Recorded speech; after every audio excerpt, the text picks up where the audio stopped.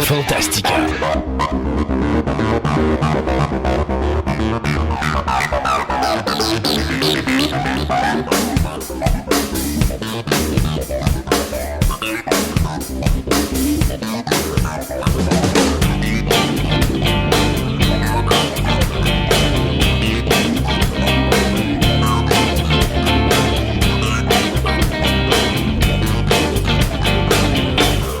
Bienvenue à vous tous à cette version abrégée de l'émission intitulée Fantastica. Mon nom est Christophe Lassens et il me fait grand plaisir de vous accueillir aujourd'hui pour vous présenter une des multiples chroniques réalisées dans le cadre de notre émission radio qui existe depuis 2003. Fantastica est une émission radio diffusée sur le web dans laquelle je m'entretiens pendant plus de 3 heures avec de nombreuses personnes qui nous parlent de diverses passions qui occupent notre quotidien de tous les jours. Au cours des années, nous avons amassé plusieurs centaines d'entrevues que nous vous présentons ici de façon individuelle avec des sujets qui passeront du cinéma à la musique, du jeu vidéo au comique et la bande dessinée, sans oublier des univers tels que l'astronomie, la mythologie, l'archéologie, la littérature, le paranormal et bien d'autres sujets. De plus, je vous présenterai également de multiples entrevues que j'ai réalisées avec diverses célébrités de différents milieux. Aujourd'hui, je vous présente une chronique que j'ai faite sur les ondes de Choix Radio X en 2017, plus précisément en août 2017, avec les animateurs Yannick Tremblay et Raphaël Beaupré. C'est une chronique dans laquelle je vais parler de l'univers de Walt Disney, de sa création jusqu'à aujourd'hui.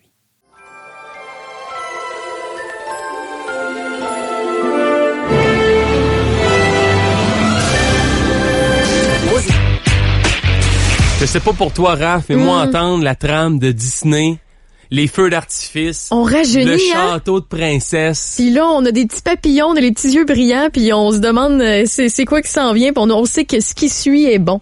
Puis avec la petite fée clochette. Oui! Ding! On parlait de Disney, cet empire qui n'a plus besoin de présentation, mais qui domine. C'est pratiquement un monopole. Puis je me dis, ben pourquoi pas en parler? Tu sais, on s'entend, c'est le 14 août, c'est léger. On parlait de feel good. Et Disney, c'est souvent du feel good. Dans les films, dans les animés. Qu'est-ce qu'on a connu dans les années 40? Et ça remonte à loin. Pour faire un bref historique du merveilleux monde de Disney, eh bien, on a Christophe Lassens en studio, un vrai passionné. Bonjour Yannick. Ça va bien? Ça va bien, toi? Très bien, merci. Merci beaucoup d'être là en studio. Ça me fait plaisir. En passant, Raphaël, toi, princesse. Pas princesse, mais non, mais quand même, tu sais, les petits chiens, les petits papillons, les petites patentes. Je suis peut-être moins princesse, mais encore là, j'ai aimé les films de princesse pareil. Ben non, c'est sûr. Qui t'aime pas ça? Si t'avais à être une princesse dans le merveilleux monde de Disney, tu serais qui? OK, juste à la fin de la chronique, je vais arriver avec une réponse. Cendrillon? Non. Donc, tu laves les planchers de jour, puis le soir, tu te transformes en princesse, puis tu vas veiller sur la grande allée dans un carrosse en citrouille? Moi, je la verrais, puis c'est drôle, là, parce que je fais rire le monde un petit peu, mais je la verrais plus en Belle, mais pas Belle de La Belle et la Bête, mais Belle de La Belle et le Clochard. OK, elle mange le spaghetti là. À exact. Deux, là. Ça, semble que ça serait plus Raphaël. Ouais, peut-être, ouais. Live à commercialradiox.com. Raphaël, c'est quelle princesse dans Disney? Pourquoi pas? Et on y reviendra un peu plus tard.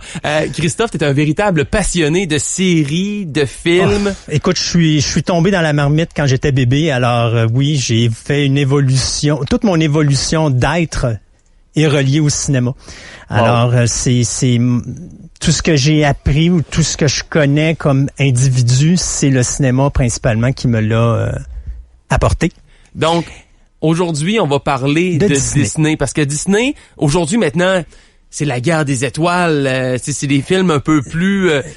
c'est moins féerique qu'à une certaine époque, mais Disney, pour ce qui est de la guerre des étoiles, on s'entend que c'est quand même un prince, puis une il y a toujours la princesse, il n'y a pas de prince, parce que je peux pas considérer Han Solo comme un prince. Non, mais ceci dit, je te dirais que je vais te surprendre, Yannick, en disant que Disney est devenu adulte plus vers la fin des années 70 et début des années 80. OK. Mais on va y en revenir. Parce qu'il faut... Moi, je me dis, pour qu'on parle de qu'est-ce que Disney est aujourd'hui, ça serait bien qu'on parle de qu'est-ce que Disney était avant et comment ils sont arrivés à ce qu'ils sont aujourd'hui. Parce que la compagnie Walt Disney, ça a commencé dans les années 20. 1923, plus précisément le 16 octobre, que les deux frères Disney se sont associés pour créer la compagnie, qui à l'époque s'appelait Disney Brothers Cartoon Studio. Donc, on parle de bien sûr Walt Disney, celui que tout le monde connaît, et il y a Roy Disney, que c'est lui qui est toujours en dessous de tout le monde, mais qui a quand même suivi puis qui a continué les pas de Walt Disney après son décès là, dans les années 50. Y es-tu congelé, Monsieur Disney? Malheureusement pas. Il y a la rumeur qui veut ça, mais non. Il va revenir un jour. Ouais, non, malheureusement pas, je ne crois pas. En 1926, Walt Disney va changer de nom pour... c'est Disney Brothers Cartoon Studio va changer de nom pour Walt Disney Studio. Puis après ça, va se transformer en Walt Disney Production en 1929. Ce qui nous amène au tout premier long métrage d'animation qui est Blanche-Neige et les Sept Nains en 1937. OK, c'est pas Mickey Mouse qui est arrivé en premier. Mickey Mouse était là, mais il était là en court-métrage. Okay. C'était tous des petits courts-métrages que Disney faisait, mais le premier long métrage, c'était Blanche-Neige et les Sept Nains, donc en 1937. Et ça, c'était comme tout le monde se disait, c'est la fin des frères Disney, ça marchera jamais. Et ça a été totalement le contraire. Ça a été un chef-d'œuvre monumental. C'est d'ailleurs le film qui a rapporté le plus d'argent, je crois, cette année-là. On parle de long métrage. C'était combien de temps à l'époque? Blanche-Neige, si je me trompe pas, c'est à peu près dans les 80 minutes. Okay, et pour un film d'animation, pour l'époque, dites-vous que ce que vous aviez, c'était à peu près 20 minutes, 30 minutes, gros max. Là, t'arrives avec un film d'1h30. C'est énormément là, de temps. Puis c'est beaucoup d'argent parce que c'est de l'animation. Là. C'est de l'animation. C'est pas la technologie qu'on a aujourd'hui. Non. Dites-vous qu'une seconde, c'est 30 images. Donc, si vous avez un film de 80 minutes, vous multipliez 80 par 60 secondes par 30 images secondes. Ça vous donne le nombre de dessins que vous avez dans votre film. Yannick va commencer à calculer. Ça s'arrête pas. Donc, on dit c'est 30 images secondes. 30 images secondes. Il y a 60 secondes. 60 secondes. Fait que ça fait 1800 images par minute. Donc, tu multiplies ça par 80. Fois 80. Hey, 144 000 dessins. Wow, okay. Wow. Puis à l'époque, les gens disaient, écoute, ça n'a pas de bon sens, ça se fera jamais. Puis le cinéma physique est plus important que le film d'animation. Donc, on se dit, il n'y aura jamais une auditoire pour ça. Et bang! Donc, Disney a été un peu le premier. Oui, il a été le précurseur. Il a été le premier, OK. Oui, ça a été le premier dans le domaine. Après ça, faudra se rendre en 1966 pour avoir un moment important où est-ce que Walt Disney va décéder des suites d'un cancer du poumon. Ça, c'était le 15 décembre. Et c'est Roy qui va prendre la relève à ce moment-là. Et Roy va comme tranquillement pas vite faire son petit bonhomme de chemin, mais comme je disais tantôt, là, à la fin des années 70, le nouveau CEO de la compagnie qui était Ron Miller a décidé, lui, qu'il voulait aller dans du cinéma un peu plus adulte. Donc là, pour ceux qui sont de ma génération, vous allez vous rappeler des films comme Le Trou Noir de Black Hole en 1979. Vous allez vous rappeler de films comme Les Yeux de la forêt, Watchers in the Wood, 1980. Vous allez vous rappeler de c'est Something Wicked This Way Come. Je pense que c'est La Foire des Ténèbres ou La Foire aux Ténèbres. Je me rappelle plus du tout. Ça, c'était dans le début des années 80 aussi. Des films qui, au Québec, à l'époque, quand on avait cette cote-là, c'était 14 ans. Okay. Donc, vraiment bizarre de voir des films de Disney pour 14 ans, mais c'est pas des films violents, c'est juste que c'est un petit peu plus mature pour des enfants de bas âge. Pour la compréhension, peut-être pour le suspense aussi. Le suspense plus, oui, puis il y a un peu plus de scènes de violence, mais c'est contrôlé, là. Il y a pas de sang là-dedans, mais c'est des scènes qui sont un peu trop effrayantes pour des enfants de bas âge. Surtout qu'on joue beaucoup, mettons, dans la Something Wicked This Way Come, on joue beaucoup avec les araignées à un moment donné. Donc, pour les enfants, c'est un petit peu plus fréquent, excusez le terme, mais donc on a décidé de faire ça. Et ça va amener la création de Buena Vista Pictures. OK. Qui, d'ailleurs, Buena Vista va être un nom que Disney va utiliser depuis 1952. Pour remplacer le mot Disney. Et aussi, il va y avoir Touchstone Pictures. Touchstone a créé Splash. Ça, c'était son premier film avec Daryl Hannah et Tom Hanks à l'époque. Donc, ça, c'était un succès monstre. Et là, on voit vraiment que Disney s'en va vers le film plus adulte, toujours en gardant le film enfant. Donc, on a Disney, puis on s'est créé comme d'autres branches pour aller dans d'autres domaines, puis aller chercher un autre type de clientèle qu'avec le nom Disney, on associe déjà trop aux enfants, aux cartoons. Puis on veut pas détruire le nom non plus. Fait qu'on veut pas que les parents hésitent d'aller voir des films de Disney en disant, bon, OK, je vais amener voir mon enfant, mettons, voir un film de Touchstone qui est plus adulte, genre Good Morning Vietnam. Puis on s'entend qu'un enfant de 5 ans, quand il va voir Robin Williams crier Good Morning Vietnam à la radio, il va rire, mais quand il va le voir sacré par la suite, là, le parent ne trouvera pas ça drôle. Ben, le matin, il peut m'écouter à 5h, crier Good morning, Québec! Mais c'est tout aussi familial. C'est ça. Et là, on va arriver en 84, quelque chose d'important, c'est Michael Eisner, qui va devenir le nouveau CEO de Disney. Et Michael Eisner, au début, fait des miracles. Donc, il va faire Who Framed Roger Rabbit. Donc, qui veut la peau de Roger Rabbit? Et ça, c'était pas très pour, tu sais, c'était cartoon, mais c'était cartoon, mais pas c'était très pour fait enfants, là. Non, la trompette à la fin, là, mais ça m'a fait peur, là. C'est Touchstone. Ben oui. C'est pas Disney. Mais il va quand même aller avec des gros classiques. Du côté de Disney, ben là, on va aller faire La Petite Sirène, Le Roi Lion, on va faire Aladdin, puis La Belle et la Bête. Rappelez-vous ces titres-là, je vais revenir avec ça plus tard, OK? Eisner fait des miracles avec Disney, l'amène à des sommets qu'il n'a jamais eus. Et à un moment donné, ce qui va se passer, bien comme toute bonne entreprise, c'est le contraire qui va switcher. Parce que autant on dirait qu'Eisner avait le vent dans les voiles, autant à un moment donné, vers le milieu des années 90, jusqu'à à peu près le début des années 2000, là, le bonhomme a perdu la magie, mais totalement. Il prend des vieux classiques de Disney, il envoie ça ensuite dans la vidéocassette pour faire des suites ou des sequels qu'on appelle. Ben, donc, le Roi Lion 2, on n'a pas entendu parler tant que ça. Là. Non, puis après ça, t'as Aladdin 2, 3 et ainsi de suite. Après ça, t'as eu Blanche-Neige qui a eu une suite. T'as eu Cendrillon qui a eu une coupelle de suite. On fait des suites, mais la qualité n'est pas là. Et après ça, je pense que ce qui a mis le clou dans le cercueil de Eisner, c'était dans le début des années 2000, où est-ce que il a fait 2 flops commerciales en partant l'année. Around the World in 80 Days, donc le tour du monde en 80 jours avec Jackie Chan, et The Alamo avec Dennis Quaid. Okay. Des films qui ont coûté 100-120 millions, mais qui ont à peine ramassé 20 millions chaque. Puis en plus, avec le tour du monde le tour du monde en 80 jours, là, c'est un classique de la littérature. Et Jackie Chan, tout le monde se dit c'est impossible, ça passe un flop, mais ça a été un des pires flops de l'année. Et là, on se dit, OK, la compagnie Disney est dans le trouble, ça va tomber. Et il y a 2 films qui vont sauver cette compagnie-là cette année. Là, on revient en 2003. On a un film de Pixar dont le titre du film m'échappe, je me rappelle plus c'était quoi. Et on a surtout le premier Pirate des Caraïbes. Avec Johnny Depp. Et ces 2 films-là vont sauver la mise pour Disney. Mais là, on va dire à Eisner, sais-tu quoi? On va te faire une offre que tu peux pas refuser. Et Eisner a accepté l'offre et il a dit, je me retire du CA et je le donne à quelqu'un d'autre. Et là, à ce moment-là, en 2004, on a un homme qui va prendre les rênes, qui s'appelle Robert A. Iger.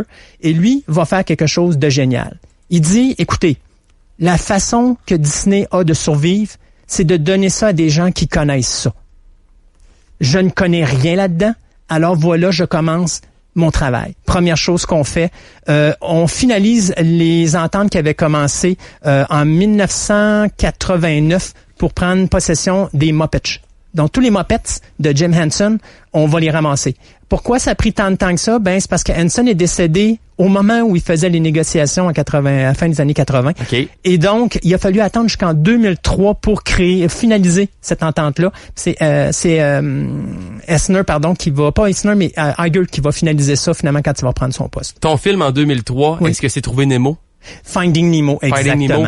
Exactement. Tout le monde voulait des petits poissons. Hein. Exactement. Mais vous voyez, c'est ces 2 films-là qui ont sauvé Pixar de la faillite. Pas Pixar, mais je veux dire Disney de la faillite parce que ça allait vraiment pas bien à ce moment-là. Par la suite... C'est assez spécial de penser, puis ça fait pas si longtemps que ça, que Disney, c'était sur le bord de la faillite. Exact. Et là, Iger, ce qu'il fait, c'est que la première chose qu'il fait, c'est qu'il va essayer de sauver la mise. Parce que dans les derniers temps de Eisner, ça c'est probablement ce qu'il a mis dehors, c'est qu'à un moment donné, Pixar ont eu des problèmes avec lui. Parce que Pixar rapporte énormément d'argent, sauf qu'il est indépendant. Et Eisner voulait plus d'argent, puis il voulait en donner moins pour les productions à Pixar. Alors Pixar, on dit, sais-tu quoi, on va se trouver quelqu'un d'autre. Et donc, ils sont partis, et ils ont quitté Disney. Et quand Iger est arrivé au poste, la première chose qu'il a fait, c'est qu'il a pris le téléphone, puis il a appelé les présidents de la compagnie, puis il a dit, écoutez, les boys, je viens vous faire une offre que vous pouvez pas refuser. Vous revenez avec Disney. Pire que ça. Alors, on donne des actions, et là, à ce moment-là, ce qu'on fait, c'est on achète Pixar. OK. Mais la beauté de la chose, c'est qu'on approche John Lasseter. John Lasseter, c'est un des producteurs exécutifs, puis c'est pas le chef de Pixar, mais c'est le gars qui contrôle Pixar par en dessous.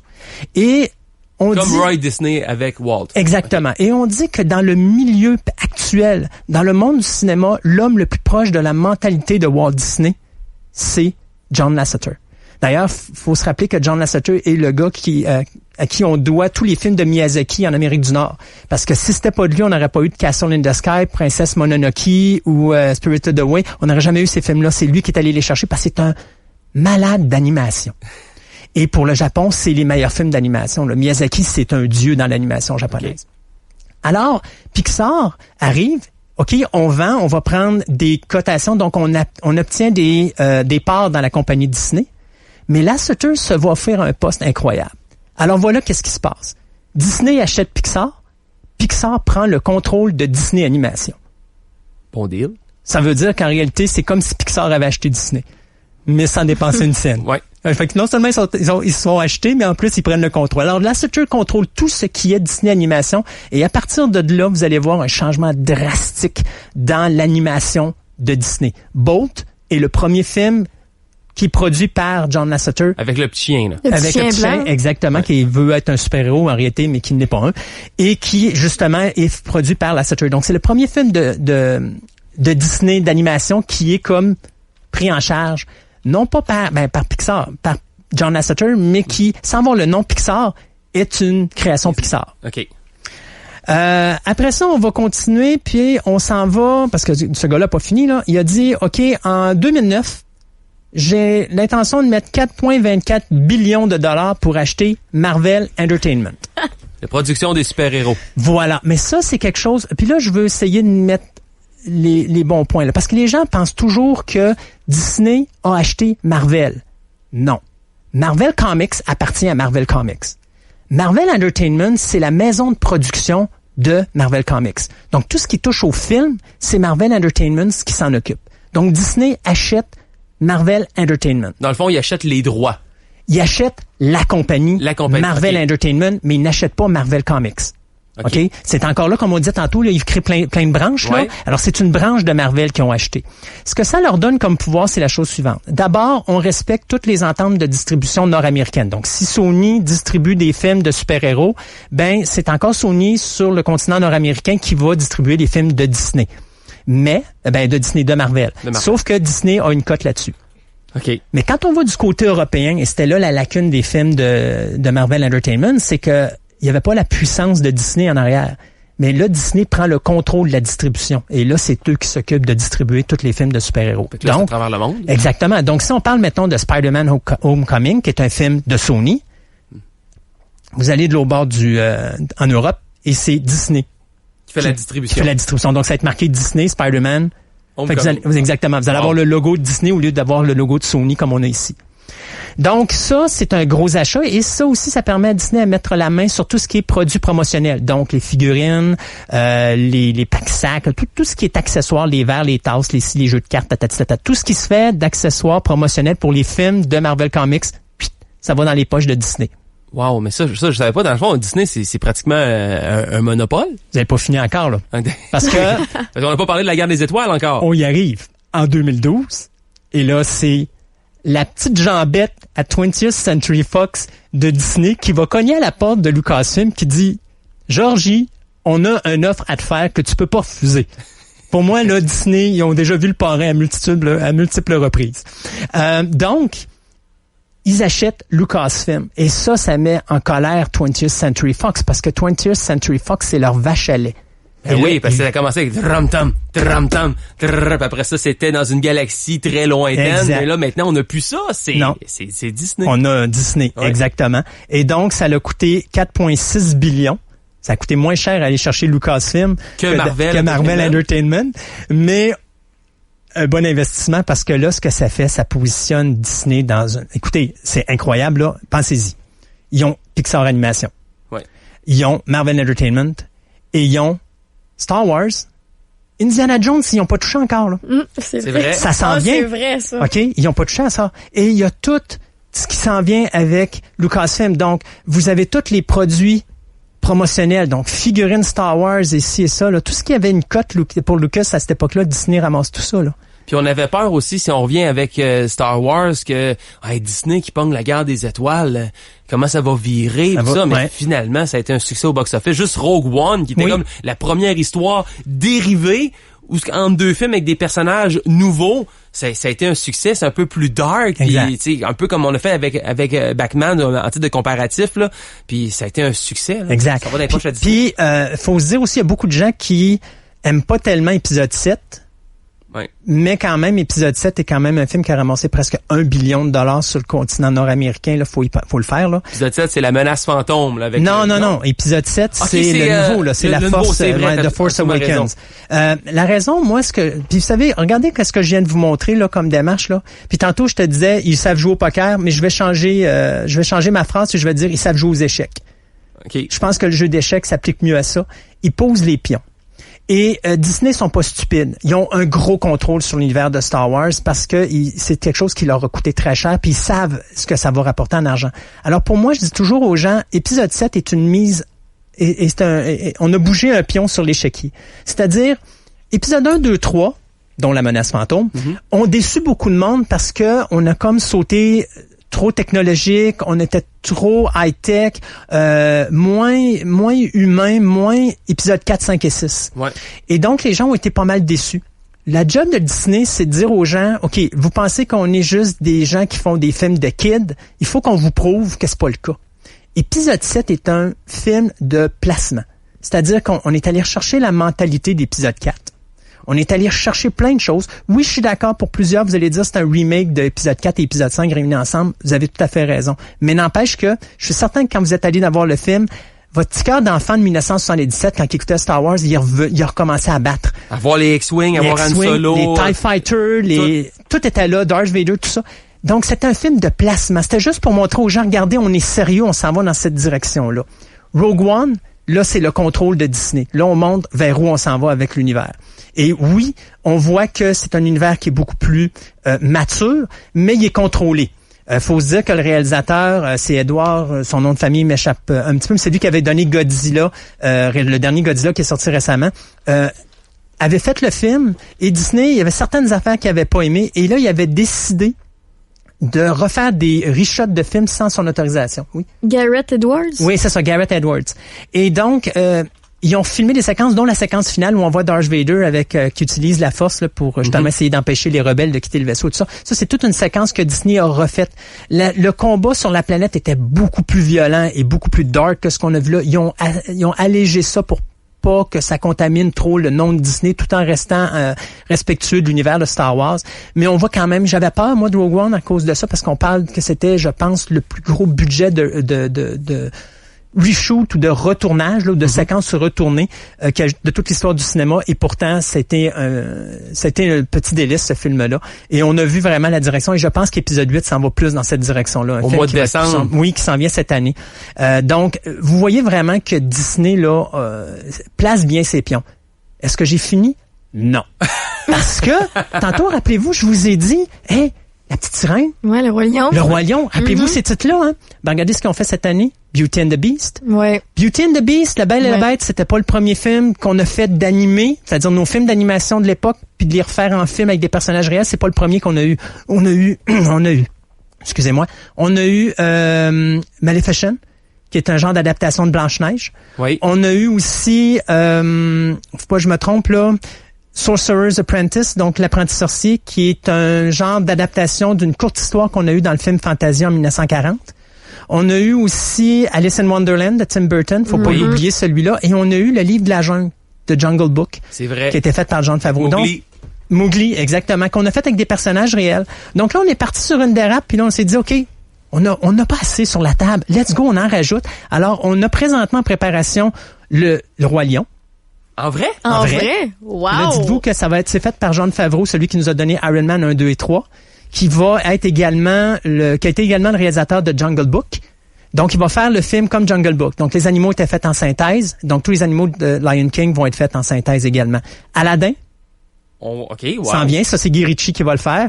Little Mermaid, il n'y a pas de réalisateur encore, mais on travaille sur le scénario. Mulan, qui s'en vient aussi, qui est réalisé par l'actrice qui nous avait donné McFarlane USA, donc c'est Nikki Caro, et Tim Burton qui revient à la charge avec Dumbo. Et écoutez bien Dumbo. Wow! Ouais, mais attendez, écoutez bien cool, ça. Écoutez le staff. Colin Farrell, Danny DeVito, Michael Keaton, puis Eva Green. Je vois Danny DeVito comme étant le méchant dans le cirque. Non, non? Oui, effectivement, c'est lui qui gère le cirque. Et c'est Michael Keaton qui va jouer le méchant là-dedans parce qu'il cherche à s'approprier Dumbo. Puis, regardez ce qui est en préparation. On a Cruella pour les 101 Dalmatiens. Malade. On a Maleficent 2, bien sûr, qui s'en va. On parle d'une adaptation cinématographique de Winnie l'ourson. Pinocchio, The Sword in the Stone, ça c'était... mon Dieu, en français, je me rappelle plus c'est quoi, mais c'était l'histoire du roi Arthur avec Excalibur. Puis on a Peter Pan aussi qui s'en vient. Puis bien sûr, j'ai oublié tantôt une adaptation qui avait été faite par Disney, qui était Pete's Dragon, qui a été faite, je pense, c'est l'année passée.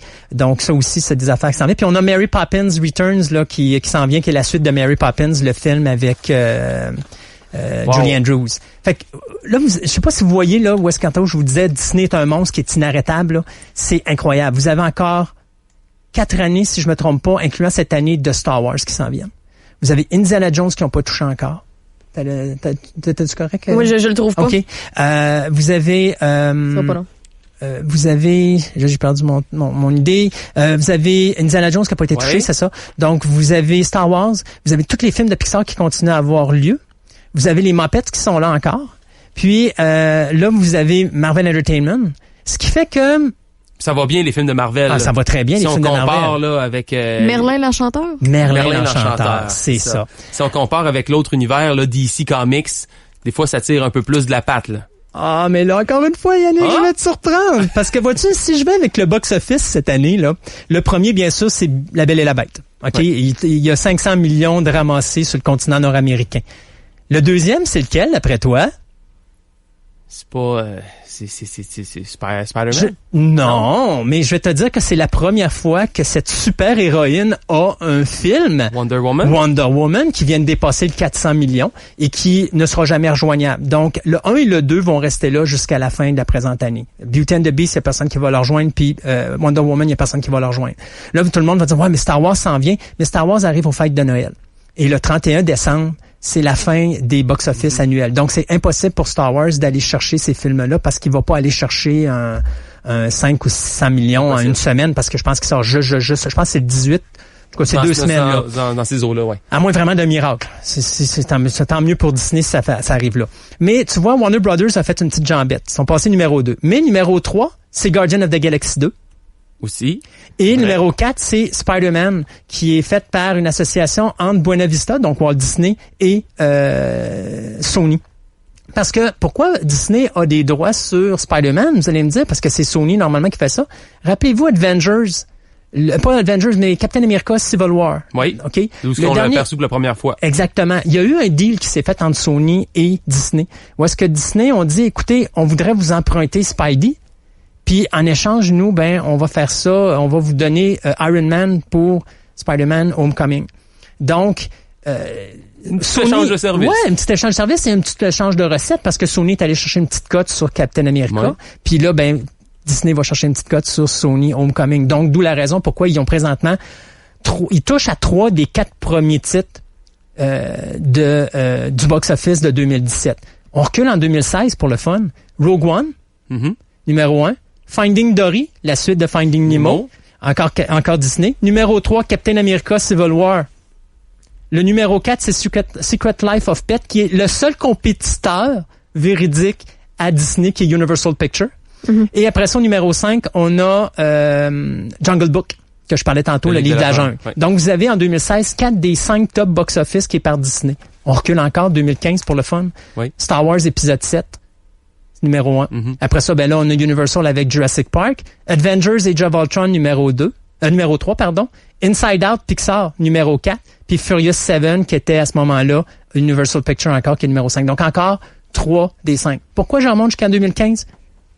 Premier film de Star Wars, c'est la première fois que les 3 franchises qu'on a parlé tantôt, donc Lucasfilm, Marvel Entertainment et Pixar, arrivent en force. Donc vous regardez les box-office, là, ils ont toujours 3 titres minimum. Wow. Dans le top 5. Puis ça s'en va tout dans la même poche parce qu'on ramène ça à Disney. Puis souvent, des fois, on s'en rend pas compte. Non, exactement. Puis on n'a pas parlé de Disneyland aussi, des parcs thématiques. Non. On aurait pu en parler également parce que où les jeunes veulent aller en vacances, où tu vas aller? Disneyland! Oui, exact. Et ça, on va dire merci à Roy. Parce que c'est toutes les idées de Walt. Mais quand il est décédé, Walt avait commencé quand même ça, les parcs d'attractions, mais c'est Roy qui a vraiment accentuer ce que les parcs d'attractions sont devenus avant son décès. Parce que Roy Disney, je pense qu'il est mort dans les années 80, si je me trompe pas. Je l'avais marqué quelque part ici. Non, même pas. Roy Disney décédé en 1971. Ah, 71, oui, c'est ça. Donc, fait que c'est ça. Fait que ça pour dire qu'il a quand même suivi ça. Puis je suis quand même content de voir que Disney est quand même pris en charge par des gens qui gardent cette mentalité-là, parce que ça, c'est le danger aujourd'hui, des gens qui prennent de quoi puis qui décident de tout changer. Mais Disney est un univers qui est fait avec le respect, et je pense que Pixar vont tellement bien là-dedans. D'ailleurs, petite anecdote. Oui. Pour ceux qui connaissent un petit peu le cinéma, vous allez voir où je m'en viens avec Pixar et Lucasfilm, c'est que Pixar a été créé à l'intérieur de Lucasfilm. Pixar s'est séparé de Lucasfilm à un moment donné pour devenir la compagnie qu'elle est devenue. Ça, c'était avant Toy Story. Et c'est drôle, mais les deux sont revenus sous la même bannière qui est Disney. Wow. Hey, Christian Lassens. Christophe. Mais c'est pas grave, Yannick. Christophe, oui. Un passionné. Je t'ai présenté comme un passionné au début de l'émission. Puis wow, on a fait un beau tour de Disney. Merci beaucoup d'être passé en studio. Ça me fait plaisir. Merci à toi de m'avoir accueilli.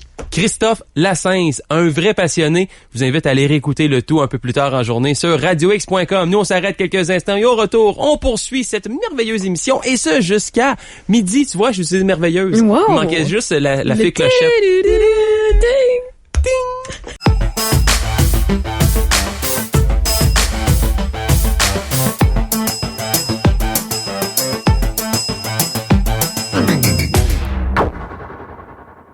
C'est déjà tout pour cette émission abrégée de Fantastica. Si vous désirez nous suivre, vous pouvez écouter notre programme de 3 heures qui est diffusé une fois ou 2 semaines, et ce, en vous inscrivant gratuitement à notre page Facebook de Fantastica Radio Web afin de connaître les dates de diffusion des nouvelles émissions.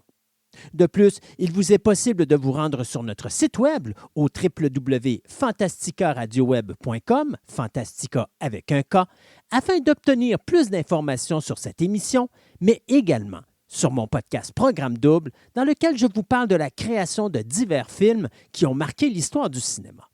Je vous remercie de votre écoute et je vous invite à nous rejoindre de nouveau ici même afin d'écouter notre prochaine édition abrégée de Fantastica.